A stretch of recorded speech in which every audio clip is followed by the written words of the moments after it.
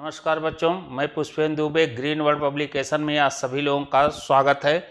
आज हम लोगों का पुनः वही टॉपिक जो हम लोगों का चल रहा है यूपीपी प्रैक्टिस सेट, और इस प्रैक्टिस सेट के तहत हम लोगों को यूपीपी में आगामी आने वाली सारी परीक्षाओं से संबंधित जो भी हैं ये महत्वपूर्ण क्वेश्चन आपके समझ ला जा रहा है। और यहाँ इन क्वेश्चनों को सॉल्व करते समय ये भी ध्यान देना है कि वह क्वेश्चन सेम नहीं पूछे जाते, बल्कि उससे इर्द गिर्द क्या और संभावनाएं बनती हैं उस पर भी हम लोग आपस में चर्चा करते हैं। तो क्लास को शुरू करने के पहले चैनल को लाइक, सब्सक्राइब, शेयर करना न भूलें। तो शुरू करते हैं बिना विलंब किए हुए, तुरंत अपने क्वेश्चनों को जरा देखा जाए कौन सा क्वेश्चन आज हम लोगों का पहला बनता है। पहला क्वेश्चन है, उत्तराखंड किस वर्ष अस्तित्व में आया था। उत्तराखंड जो उत्तर प्रदेश का के अंतर्गत निहित था, यहां प्रश्न पूछा जा रहा है कि उत्तराखंड किस वर्ष अस्तित्व में आया था। तो उत्तराखंड किस वर्ष में अस्तित्व में आया था, यहां पहला विकल्प ही सही है, वह है 2000 में। कब आया था? उत्तराखंड अस्तित्व में जो आया था वह 2000 में अस्तित्व में आया था। लेकिन यहाँ थोड़ा सा और भी ध्यान दीजिएगा। यहाँ अगर आपको यह याद रहता है 9 नवंबर 2000 को उत्तराखंड अस्तित्व में आया था। और यही समय है, इसी के साथ उत्तराखंड, झारखंड और उड़ीसा भी अस्तित्व में आए थे, लगभग यही समय है 2000 में ही। तो यहाँ पहला प्रश्न हमारा हो गया, उत्तराखंड किस वर्ष अस्तित्व में आया था। तो उत्तर क्या होगा? उत्तराखंड 9 नवंबर 2000 को अस्तित्व में आया था। अगला प्रश्न है कि उत्तर प्रदेश द्वारा आयोजित कंपिल मेला है किस समुदाय से जुड़ा हुआ है। कंपिल मेला किस समुदाय से जुड़ा हुआ है। यहां विकल्प आपके सामने दिया जा रहा है कि कंपिल मेला किस समुदाय से जुड़ा हुआ है। तो याद रखिएगा कि कंपिल मेला जो है वह जैन समुदाय से। कंपिल मेला कहां से जुड़ा है? जैन समुदाय से। यहां जो विकल्प दिए गए हैं सिख, ईसाई, बौद्ध, ये नहीं, बल्कि कंपिल मेला जो है वह जैन समुदाय से जुड़ा हुआ है। अगर थोड़ा सा यह और भी बढ़िया याद रखें तो यह ध्यान दीजिएगा, कंपिल मेला है कहाँ? फर्रुखाबाद में। कहाँ है? फर्रुखाबाद में यह कंपिल मेला लगता है। पहला प्रश्न कि कंपिल मेला किस समुदाय से है, तो मत भूलिएगा यह जो समुदाय है वह हमारा कौन सा है? जैन समुदाय से संबंधित है। और प्राचीन नाम इसका भी कंपिल था, जो अगर हम देखें एंशिएंट हिस्ट्री में तो यह पंचाल जनपद की, किसकी? पंचाल जनपद की राजधानी थी। पंचाल जनपद की राजधानी थी। पंचाल जनपद की क्या थी? राजधानी थी, जिसके राजा थे द्रुपद। आपको हिस्ट्री में ध्यान दीजिएगा कि कंपिल मेला कहाँ लगता, किस समुदाय से है। तो उत्तर आपका क्या होगा? जैन। किस जिले में? फर्रुखाबाद। पंचाल जनपद की ये क्या थी? कंपिल राजधानी थी। पंचाल जनपद की ये क्या थी? कंपिल राजधानी थी। और यहां के राजा थे द्रुपद। महाभारत से जुड़ा हुआ प्रश्न है। यह कौन थे इसके राजा? राजा द्रुपद यहाँ के राजा थे। तो क्लियर हो गया होगा। दूसरा भी प्रश्न चलते हैं, हम लोग देखते हैं। तीसरा संविधान से संबंधित प्रश्न है, इसे हल किया जाए। भारतीय संविधान का अनुच्छेद 22 निम्नलिखित में से किस से संबंधित है। अनुच्छेद जो 22 है वह किससे संबंधित है। अब यहां आप ये भी जान दिएगा, 22 का ध्यान आते ही तुरंत दिमाग में आ जाना चाहिए। अनुच्छेद 22 जो कह रहा है वह आर्टिकल 19 से लेकर के ध्यान दीजिएगा 22 तक स्वतंत्रता का अधिकार है। कौन सा अधिकार है? स्वतंत्रता का अधिकार दिया गया, स्वतंत्रता का अधिकार है। आर्टिकल 19 से लेकर के कहां तक? 22 तक स्वतंत्रता का अधिकार है। और इन स्वतंत्रता के अधिकार में हमें क्या मिल रहा, दे रहा? अनुच्छेद 22। अब यहां विकल्प है, अनुच्छेद 22 किससे संबंधित है?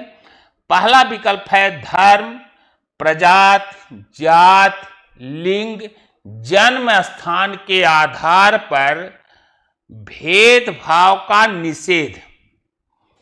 धर्म, मूल, वंश, जात, लिंग के आधार पर भेदभाव का निषेध जो है यह अनुच्छेद 22 में नहीं है।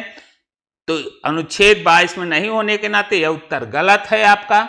तो यह अगर आर्टिकल होता तो लगभग हम क्या कह देते? यह समानता के अधिकार में है, जो रिलेटिव हो रहा है अनुच्छेद 15 से। अगला है सार्वजनिक रोजगार के मामले में अवसर की समानता। अवसर की समानता की बात कही गई है। सार्वजनिक रोजगार के मामलों में अवसर की समानता प्रस्तावना में भी कहा गया है, अवसर की समानता। और समानता का अधिकार भी हमारे आर्टिकल अनुच्छेद 18 में वर्णित है। उपाधियों का अंत, उपाधियों का अंत वहां कहा गया 18 में, लेकिन प्रस्तावना में हमने कहा कि वहां समान विश्व बंधुत्व, प्रतिष्ठा एवं अवसर की समानता की बात कही गई है। 18 में जो कहा गया है वह उपाधियों का अंत। किसका अंत कहा गया है? उपाधियों का अंत। कहने का मतलब यह भी विकल्प आपका सही, इसके अकॉर्डिंग यह भी विकल्प आपका सही नहीं है। दूसरा, तीसरा देखा जाए, कुछ मामलों में गिरफ्तारी और हिरासत के खिलाफ संरक्षण। अनुच्छेद 22 में बंदीकरण एवं निवारक निरोध अधिनियम जो यही कह रहा है गिरफ्तारी और हिरासत के खिलाफ संरक्षण। तो यह आपका कहां है? अनुच्छेद 22 का जो संबंध है वह किस आर्टिकल से, किस विकल्प से रिलेटिव हो रहा है? तो यह सी से, कुछ मामलों में गिरफ्तारी और हिरासत के खिलाफ संरक्षण। यह हमारा आर्टिकल अनुच्छेद किससे है? अनुच्छेद 22 से है। किससे है? अनुच्छेद 22। यह विकल्प जो दिया गया है संपत्ति का अधिकार, तो संपत्ति का अधिकार यदि याद रखिएगा स्वतंत्रता के अधिकार में भी निहित था अनुच्छेद 1 में, जिसे बाद में 44वें संविधान संशोधन द्वारा हटा करके, यह याद रखिएगा 44वें संवैधानिक संशोधन के द्वारा इसे एक विधिक अधिकार बना दिया गया। क्या बना दिया गया? विधिक अधिकार बना करके अनुच्छेद 300 का में रखा गया है। कहां रखा गया? अनुच्छेद 300 का। और मूल अधिकार में जाएंगे तो वहां भी हमारा अनुच्छेद है था 31, लेकिन 44 से हटने के नाते अब संपत्ति का अधिकार एक विधिक अधिकार। लेकिन इस प्रश्न के अकॉर्डिंग अगर देखा जाए तो हमारा उत्तर सी सही है। हो गया। अगला प्रश्न देखते हैं। 1975 में आपातकाल के समय भारत के राष्ट्रपति कौन थे?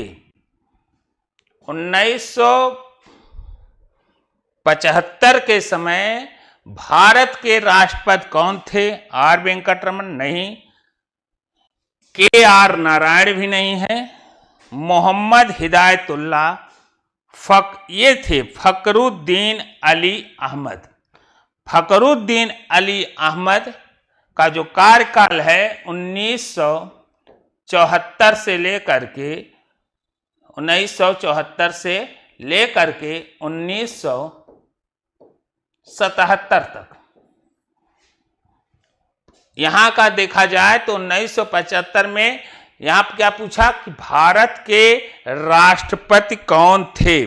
तो भारत के राष्ट्रपति कौन थे? राष्ट्रपति फखरुद्दीन अली अहमद, राष्ट्रपति फखरुद्दीन अली अहमद।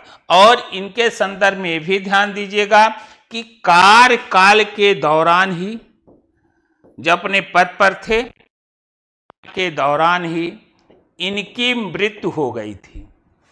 कार्यकाल के दौरान ही इनकी क्या हो गई थी? इनकी मृत्यु हो गई थी। चलें अगले प्रश्न को देखा जाए कि अगला प्रश्न हमारा क्या है। तो अगला प्रश्न देखते हैं। उत्तर प्रदेश में पहली बार 1887 में प्रकाशित होने वाले दैनिक समाचार हिंदुस्तान के संपादक कौन थे?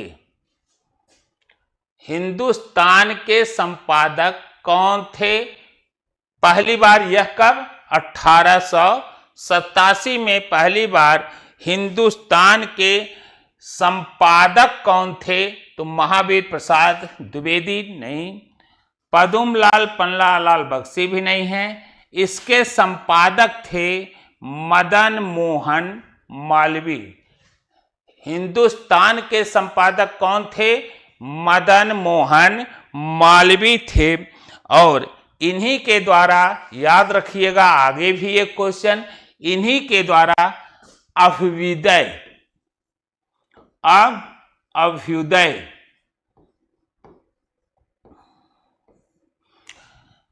जहां इनके द्वारा किसका संपादन किया गया था?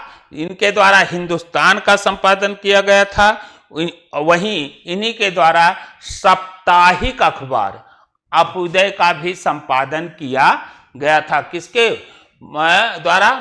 मदन मोहन मालवीय के द्वारा यह किया गया था। और मरणोपरांत अगर कहा जाए तो इनको अर्थात किसको? मदन मोहन मालवीय जी को मरणों के बाद भारत रत्न पुरस्कार भी प्राप्त हुआ। मरणोपरांत इन्हें भारत रत्न, कौन सा? भारत रत्न पुरस्कार प्राप्त हुआ।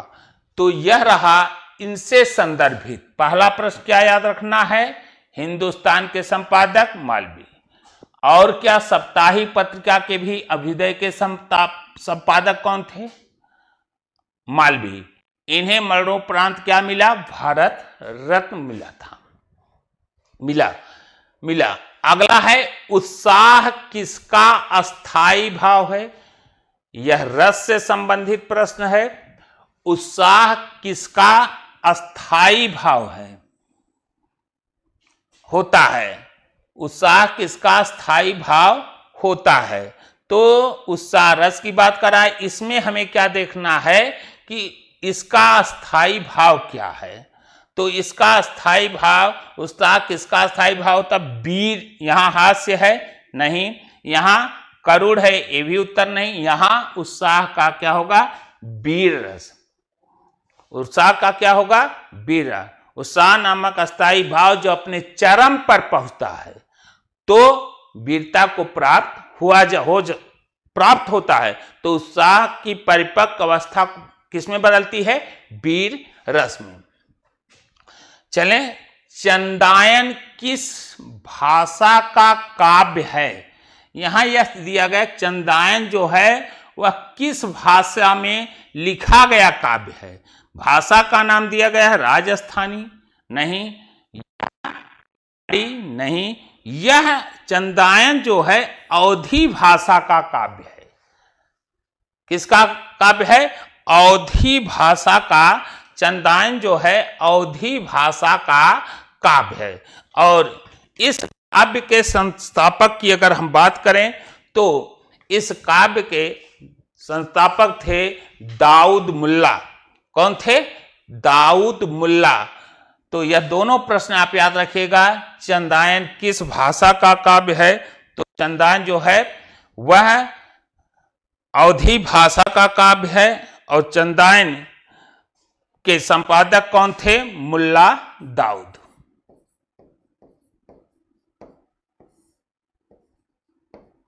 मुल्ला दाऊद सूफी संत थे। चलें अगले प्रश्न। अगला है पानी परात को हाथ छुयो नहीं। पानी परात को हाथ छुयो नहीं, नैनन के जल सो पग धोए। पानी परात को हाथ छुयो नहीं, उसमें हाथ लगा नहीं, लेकिन अपने नैनों से जल को, अपने नैनों के जो नैन से अश्रु निकल रहे थे उसके जल से उनके पैर धुल गए। यहां पूछ रहा है यह कौन सा अलंकार है? तो यहां पर अलंकार होगा अतिशयोक्त।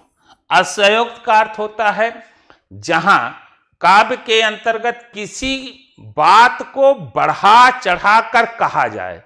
कैसे कहा जाए? किसी भी बात को यदि बढ़ा चढ़ाकर कहा जाता है तो वहां जो अलंकार होगा उसे कौन सा अलंकार कहा जाएगा? अतिशयोक्त अलंकार। उपमा यहां नहीं है, रूपक भी नहीं है और उत्प्रेक्षा भी इसका उत्तर नहीं होगा। तो इसका उत्तर कौन सा होगा? अतिशयोक्त अलंकार। अगला प्रश्न देखा जाए। अगला प्रश्न हमारा क्या बनता है? इनमें से कौन सा वाक्य कर्मवाच्य? इनमें से कौन सा वाक्य कर्मवाच्य का उदाहरण है? आपको बता जानकारी होगी और होना भी चाहिए। हमारे यहां वाच्य, जिसे अंग्रेजी में हम वॉइस कहते हैं, यह 3 प्रकार से होते हैं। जब क्रिया का निर्धारण, यहां इतना है, क्रिया का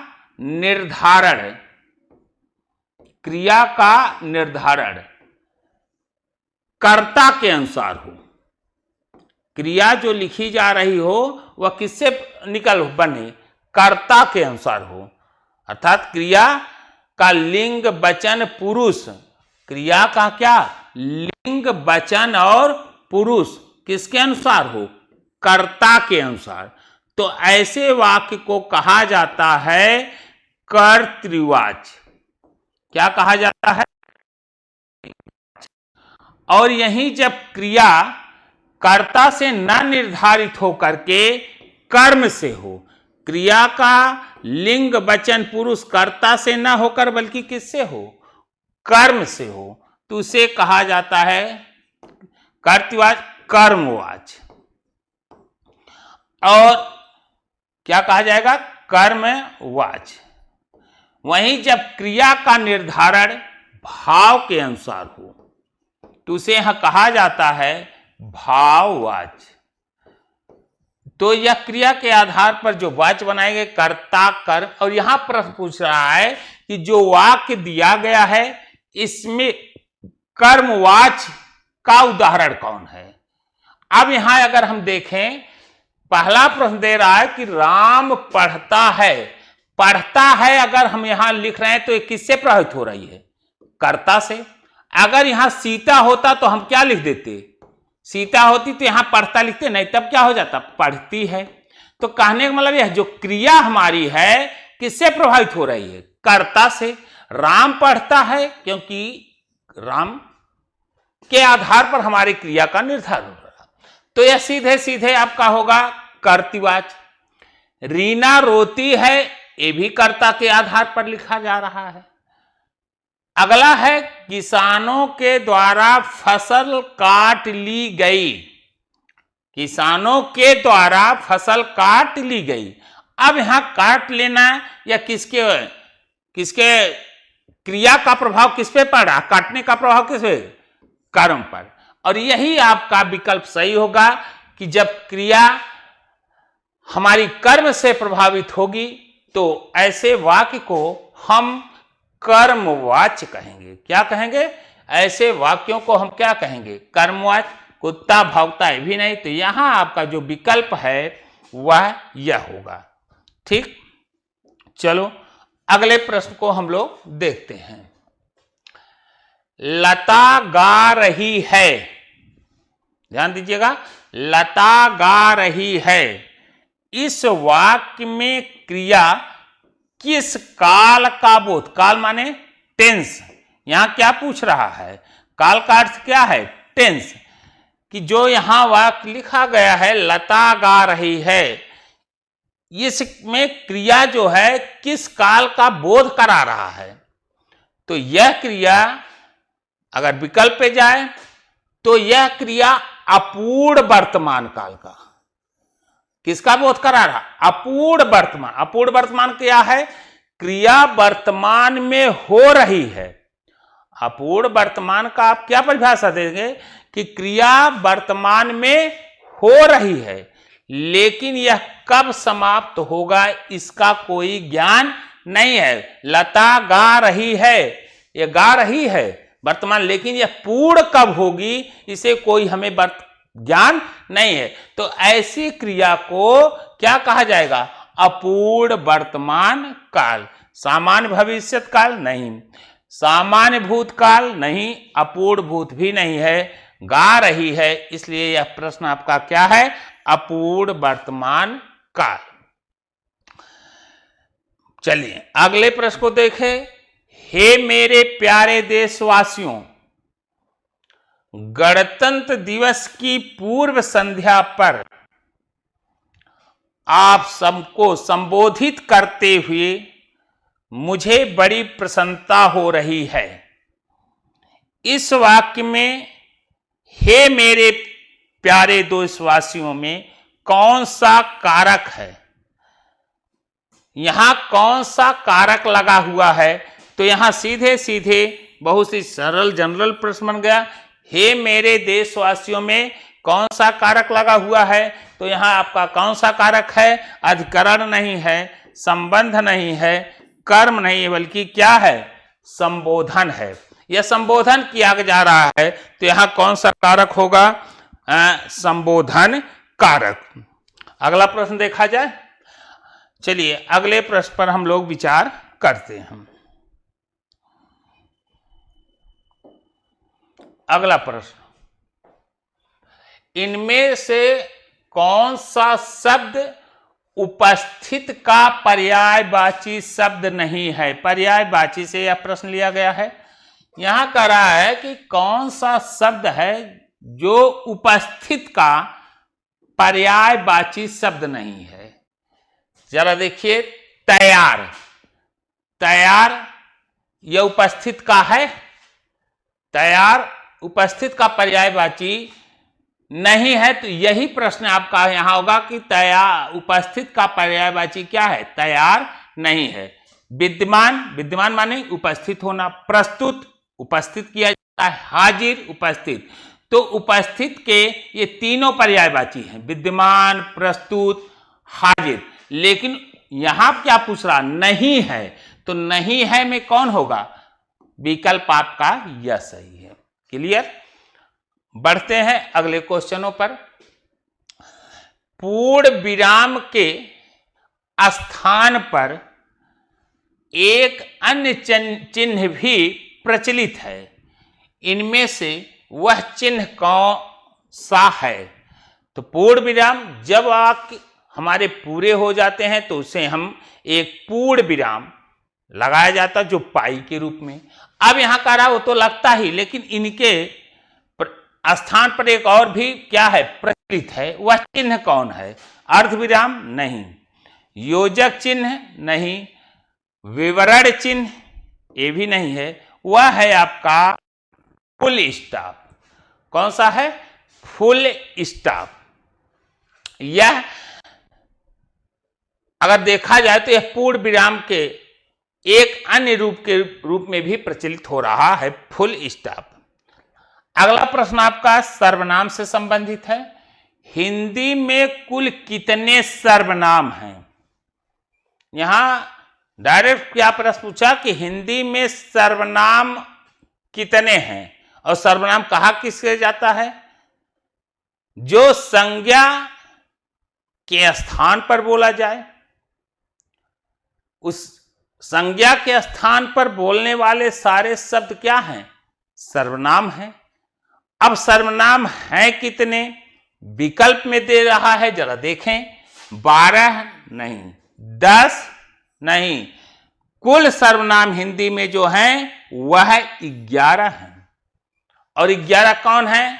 मैं, तू, आप, कौन हो गए? मैं, तू और आप, यह, वह, जो, सो, कोई, कुछ, कौन, क्या, यही आपके 11 सर्वनाम हैं और यही प्रश्न पूछा जा रहा। लेकिन यह भी आप याद रखिएगा, अगर यह पूछा गया तो यह भी बन सकता है कि प्रयोग के आधार पर, जब हम इसको प्रयोग में डालते हैं तो प्रयोग के आधार पर हिंदी में, प्रयोग के आधार पर हिंदी में कितने सर्वनाम हैं, प्रयोग के आधार पर सर्वनाम हैं कितने, तब यह प्रश्न आपका उत्तर हो जाएगा कि जब इसे हम प्रयोग में लाते हैं तब सर्वनामों की संख्या हो जाती है 6। कितने सर्वनाम हो जाते हैं? तब सर्वनाम हो जाते हैं 6। तो क्लियर हो गया होगा। डायरेक्ट पूछा गया कि सर्वनाम हैं कितने, तो 11। लेकिन जब यही प्रयोग के आधार पर प्रयोग किया जाता है तब सर्वनामों की संख्या हो जाती है 6। बढ़ें। अगला प्रश्न आपका समास से है। देखिए, देशार्पण में कौन सा समास है? आपको पता है कि समास में हमेशा 2 पद होते हैं और देशार्पण में कितने हैं? देश, धन, अर्पण। अर्पण, अर्पण किया जा रहा किसके लिए? देश के लिए। वाक्य क्या हुआ? देश के लिए अर्पण। तो 2 पद हैं, उत्तर पद विशेष होता है और यहीं से विशेष होने के नाते अर्थ की प्रधानता हो रही है। तो यहां पर पूछ रहा कि कौन सा समास है, तो देश के लिए अर्पण। अगर हमने यहां देखा जाए तो यह समास आपका जो होगा वह तत्पुरुष समास। कौन सा समास? तत्पुरुष समास में उत्तर पद प्रधान होता है और देश के लिए अर्पण। तो देश के लिए जहां जिसको कुछ दिया जाए या जिसके लिए कुछ किया जाए, अगर तत्पुरुष में भी पूछता कौन सा है तब आप कह देते संप्रदान तत्पुरुष समास। क्या कह देते? संप्रदान तत्पुरुष समास। क्लास हो गया? ऊपर क्लियर है। अगला देखिएगा, कबीर के आलोचक, पुस्तक के लेखक इनमें से कौन हैं? कबीर के आलोचक, पुस्तक के लेखक इनमें से कौन हैं? हजारी प्रसाद द्विवेदी? नहीं। पुरुषोत्तम अग्रवाल? ये भी नहीं है। इसके आलोचक जो हैं वो हैं डॉक्टर धर्मवीर। कौन है? डॉक्टर धर्मवीर। अगला बढ़ा जाए क्वेश्चन। अगला क्वेश्चन क्या है देखते हैं। अगला क्वेश्चन,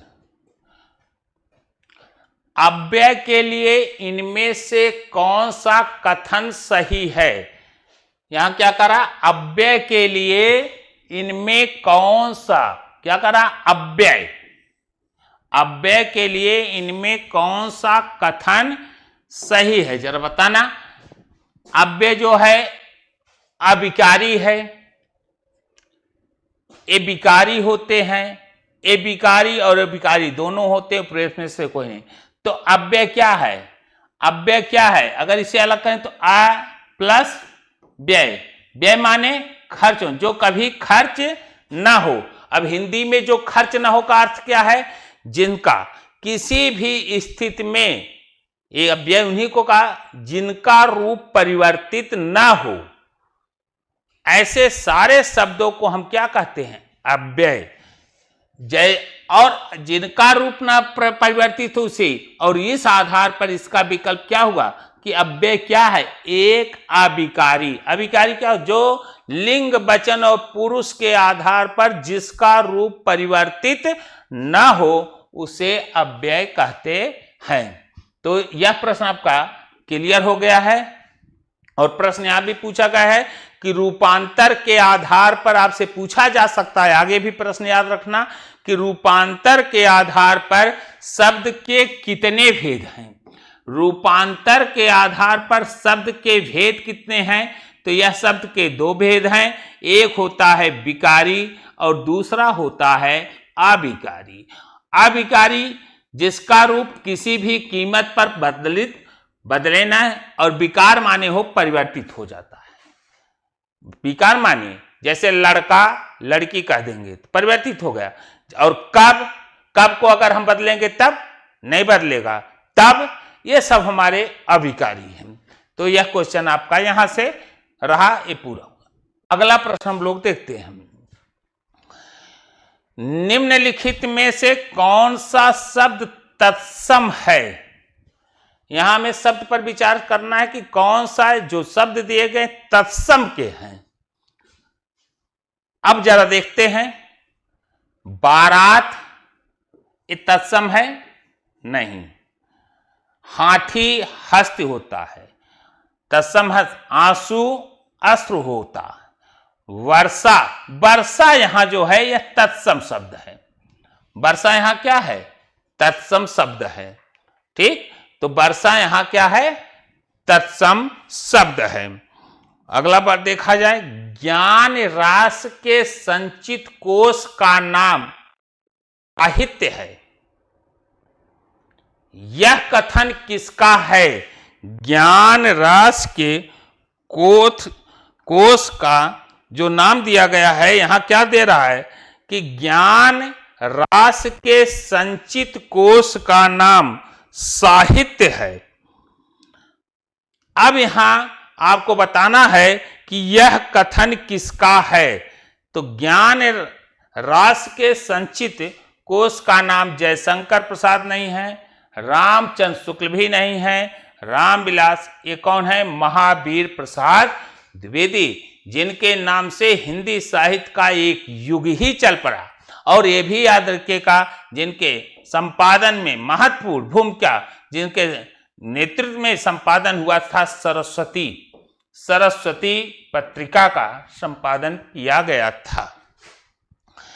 अगला देखा जाए, तीनों लोकों का स्वामी। अगला प्रश्न क्या है कि तीनों लोकों का स्वामी इस वाक्यांश के लिए सही शब्द कौन है? तीनों लोकों का स्वामी के लिए अगर हम एक शब्द प्रयोग करें तो इसमें आपको बताना है कि इसमें कौन सबसे सही शब्द है। त्रिभुवन, गोस्वामी, तीनों लोकों का इन्हीं से आप बनाना है। त्रिस्वामी, त्रिलोकी, लोक माने संसार, तीनों लोकों के स्वामी को क्या कहा जाएगा? त्रिलोकी। क्या कहा जाएगा? त्रिलोकी। बढ़े अगले प्रश्नों को हम लोग देखते हैं। हमारा अगला प्रश्न है, युगांत के कवि कौन हैं? अगला प्रश्न हमारा क्या है? युगांत के कवि कौन हैं? राम नरेश त्रिपाठी। सूर्य युगांत के कवि कौन हैं? राम नरेश त्रिपाठी। दूसरा विकल्प दिया गया है सूर्यकांत त्रिपाठी निराला, ये भी नहीं है। जयशंकर प्रसाद, ये कौन है? युगांत के कवि कौन है? सुमित्रा नंदन पंत। युगांत के कवि माने जाते हैं सुमित्रा नंदन पंत। चलें अगले प्रश्न पर। छक्के छुड़ाना इस मुहावरा पूछा गया है। छक्के छुड़ाना इस मुहावरे का अर्थ क्या है? छक्के छुड़ाना, हारना छक्के छुड़ाना नहीं है, हारना गलत। जीतना, ये भी का हराना, छक्के छुड़ाने का मुहावरा क्या होगा? हराना। छक्के छुड़ाने का मुहावरा क्या होगा? हराना। जीतना, जिताना, ये भी नहीं है। बढ़े। साथियों, हार्दिक स्वागत है। साथियों, हार्दिक स्वागत है।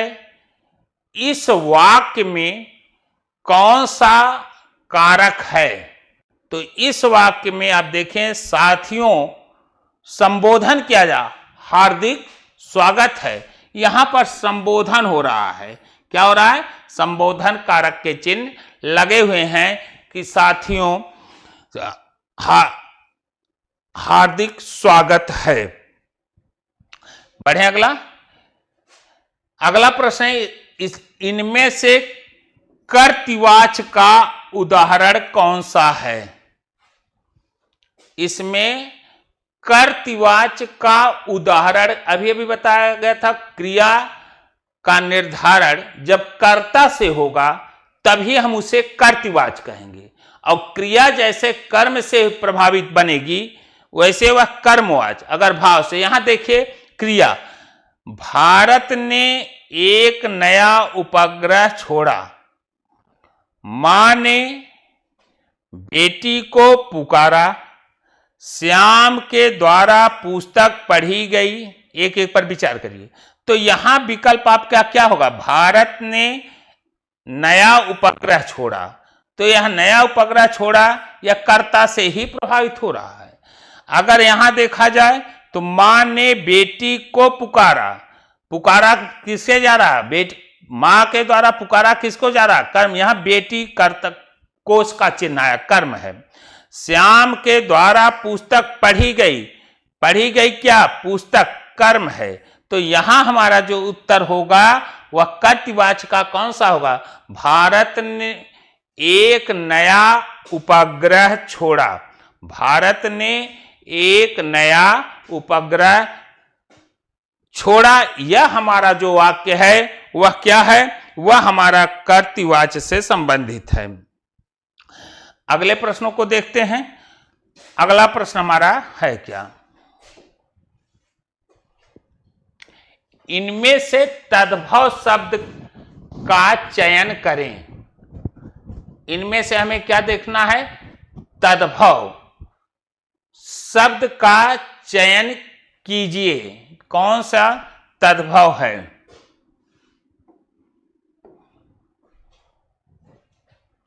निडर, निडर ही हमारा क्या है?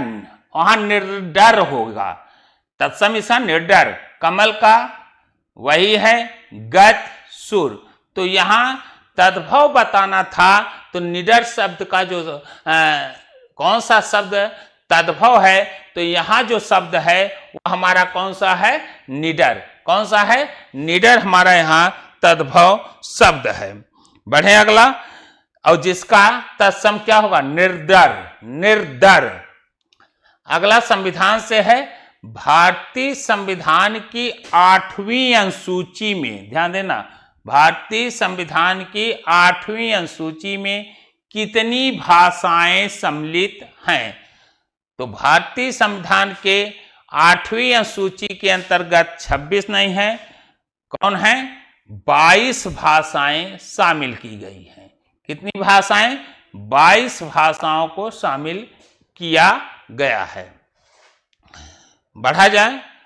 अगला क्वेश्चन है कि देवनागरी लिपि के स्थान पर रोमन लिपि स्वीकार करने का सुझाव किसने दिया था? देवनागरी लिपि के स्थान पर रोमन लिपि, जो आज हम लोग देवनागरी लिपि का प्रयोग करते हैं, उसके स्थान पर किस लिपि का? रोमन लिपि स्वीकार करने का सुझाव दिया गया था। जवाहरलाल नेहरू द्वारा नहीं, सुनीत कुमार चटर्जी द्वारा। यही विकल्प आपका सही है। वह कौन है? सुनीत कुमार चटर्जी। तो कौन सा हो जाएगा? सुनीत कुमार चटर्जी। काका कालेकर भी गलत है, भीमराव अंबेडकर। सुनीत कुमार चटर्जी के द्वारा कौन सी लिपि? रोमन लिपि के संदर्भ में सुझाव दिया गया था। अगला पर्यायवाची से संबंधित है। इनमें से कौन अमृत का पर्यायवाची नहीं है, नहीं बताना है। अब जरा देखिए, सोम पर्यायवाची है, पीयूष पर्यायवाची है अमृत का, ये भी पर्यायवाची है, सुधा ये भी है, लेकिन सुरा पर्यायवाची नहीं है। तो यहां का जो विकल्प होगा वह आपका कौन सा सही होगा? सुरा।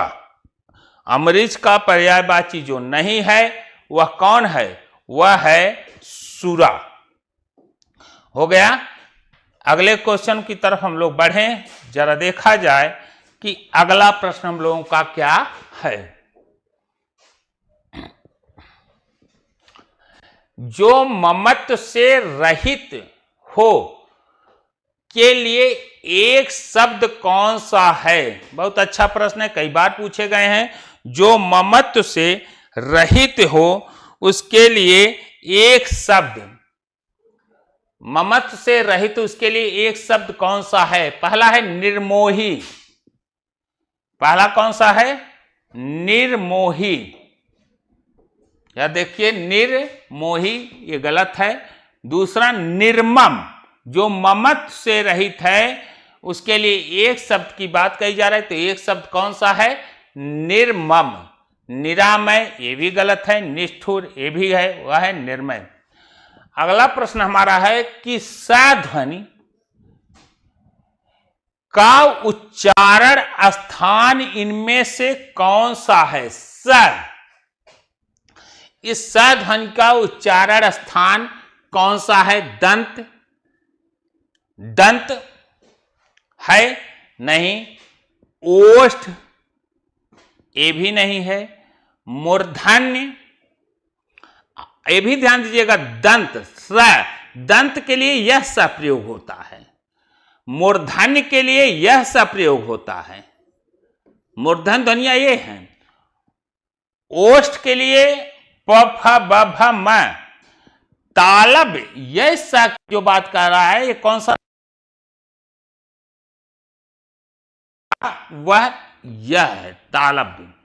इस स के लिए कौन सा प्रयोग हो रहा है? तालब। अगला प्रश्न देखा जाए, शुभेच्छा का सही संधि विच्छेद कौन सा होगा? शुभेच्छा का संधि विच्छेद, तो सुधन इच्छा नहीं, इसका संधि होगा शुभ धन इच्छा। क्या होगा? शुभ धन इच्छा। देखिएगा, शुभ में आ है, वर्ण मिलते हैं, और यहां क्या आया? इच्छा। आय और ई मिल करके, आय और ई मिल करके क्या हो रहा है? आय और मिल करके ए बन रहा है। और यह नियम जो है वह है गुण संधि से। किस संधि से? ये भी आप याद रखिएगा, यह किस संधि से संबंधित है? यह गुण संधि से संबंधित है। अगला प्रश्न हमारा है, नीत निपुण शब्द में कौन सा समास है? समास से संबंधित प्रश्न पूछे जा रहे हैं। किससे संबंधित? नीत निपुण शब्द में कौन सा समास है? समास में दो पद होते हैं, इसमें क्या कर रहा है? नीत निपुण। नीत निपुण, निपुण है किसमें? नीति में। और ये भी ध्यान दीजिएगा, जब भी समास पढ़िएगा, वाक्य बनाते समय यदि कारक का चिन्ह प्रयुक्त हो जाए तो ऐसे समास को तत्पुरुष समास के अंतर्गत रखा जाता है। जैसे नीति निपुण यहां है, निपुण है, किसमें निपुण है? यह सब नीति में, नीति में निपुण, में आ गया। में किसका चिन्ह है? अधिकरण का। वैसे जब डायरेक्ट पूछा गया है तो डायरेक्ट पूछने पर हमें क्या लिखना होगा? तत्पुरुष समास। क्या लिखना होगा? तत्पुरुष समास। बढ़े, अगला पूछा जा रहा है, भाषा बोली विचार राय। ध्यान देना, भाषा बोली विचार राय, इन चारों में से कितने स्त्रीलिंग शब्द हैं? तो लिंग बनाते समय यहां ध्यान दीजिएगा, अगर अप्राणीवाचक का शब्द है और अप्राणीवाचक के शब्द में का अंतिम अक्षर अगर आ का ए हो जाए, क्या हो जाए, आ का ए हो जाए, बिंदी, तो वह शब्द अप्राणीवाचक से संबंधित होगा, तो वह शब्द निश्चित तौर से स्त्रीलिंग कहलाता है। जैसे भाषा, भाषाएं, भाषा का अगर हम बहुवचन बनाएंगे तो क्या हो जाएगा, हमने कहा कि अगर अप्राणीवाचक शब्द है और उसका अंतिम अक्षर आ हो और उस अप्राणीवाचक का बहुवचन बनाते समय आए हो जाए, तो ऐसे शब्द प्रायः स्त्रीलिंग, जैसे भाषा का भाषाएं, बोली का बोलियां, राय। अब यहां पर पूछ रहा है यहां पर कितने स्त्रीलिंग है, तो यहां पर स्त्रीलिंग जो शब्द हैं वह है 3। कौन कौन है, भाषा, बोली, राय। विचार जो शब्द है यह हमारा है पुल्लिंग। विचार शब्द जो है वह हमारा क्या है, पुल्लिंग। देख लीजिएगा, विचार शब्द हमारा क्या है, पुल्लिंग शब्द है। बढ़े, अगला प्रश्न हम लोगों का है, देखते हैं। अगले प्रश्न में हम लोग विचार करते हैं। तो इसी के साथ ही बच्चों आज अपने इस क्लास को यहीं पर विराम देता हूं। पुनः अगले प्रश्नों पर पुनः मुलाकात होती है। तब तक के लिए जय